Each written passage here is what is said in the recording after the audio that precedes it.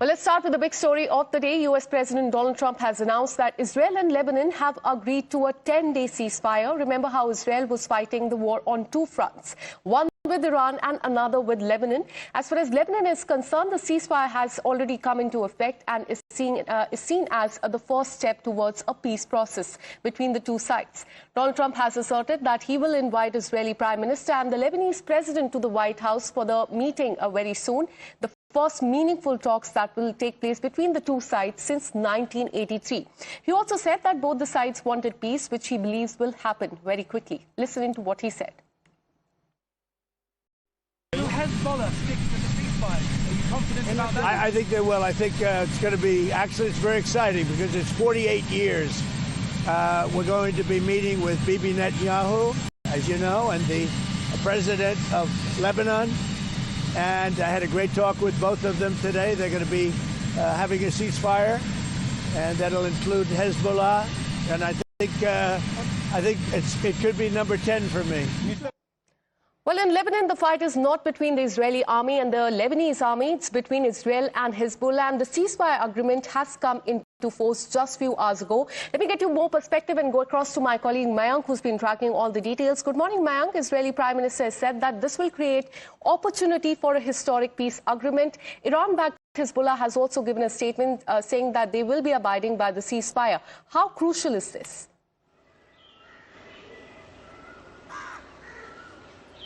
It's very important, and very important in the sense that this front is seen as the extension of whatever was happening in Middle East, which is between Iran and on the other side Israel and the US.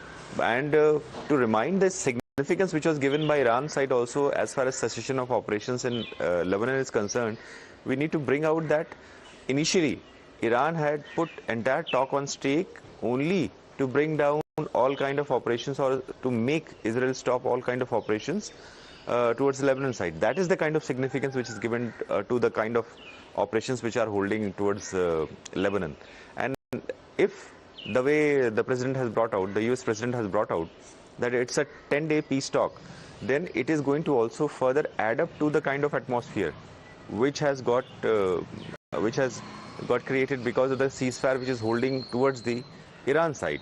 So what we see is actually a general, larger encompassing of the steps being taken to bring down the temperatures on every side, and Israel included. It is also significant for Israel because majorly the rockets were fired from the Lebanon side only.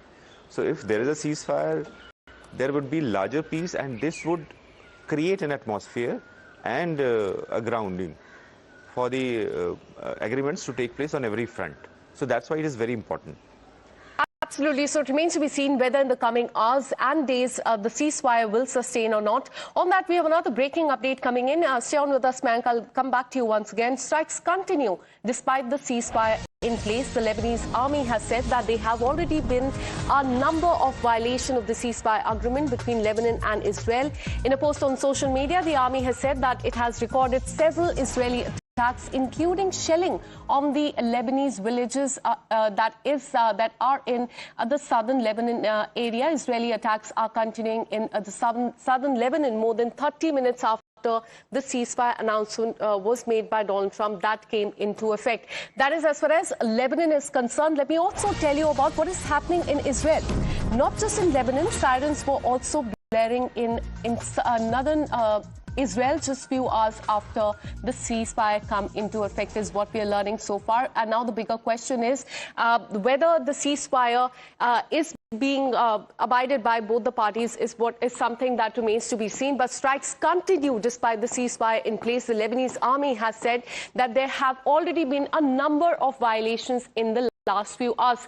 Let me take you through what is happening in Israel, and that has been put forth by the authorities there. This is the exact area, as we've been telling you. Sirens are blaring. This is northern Israel, just near to the border where the sirens are blaring as of now is what we are learning. And similarly, in southern Lebanon, there are, in fact, there have been several ceasefire violations. that have been reported by the Lebanese army as well. So this is the latest as far as the ceasefire violation is also concerned. Let me once again bring in my colleague Mayank on this. Mayank, this is very concerning, isn't it? There have already been a number of violations of the ceasefire agreement between Lebanon and Israel in the last few hours.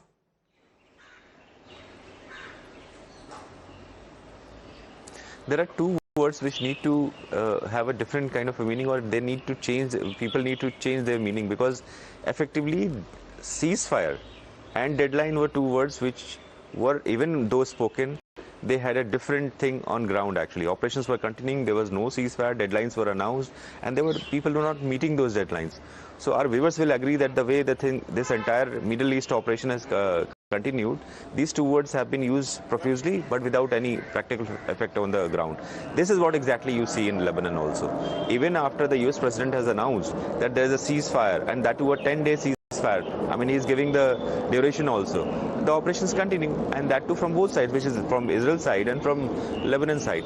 To remind the viewers, or to bring the significance of this to the viewers, is that the reaction time, as far as because sirens are sounded in Israel only to make people aware that some projectile is approaching towards them, and there is a fear, so they should run away to a shelter or to a so in this case the reaction time towards places like Nahariya and Haifa is only 30 seconds. All right. This is the kind of significance it is, and Israel has made no bones. They have continued with the operation right from the 28th of April. They have continued with the operation. So this can become a larger part of the larger plan, wherein peace might prevail in the Middle East. That's why it is important. But as I have said, ceasefire word is often used, but practically nothing happens on the ground.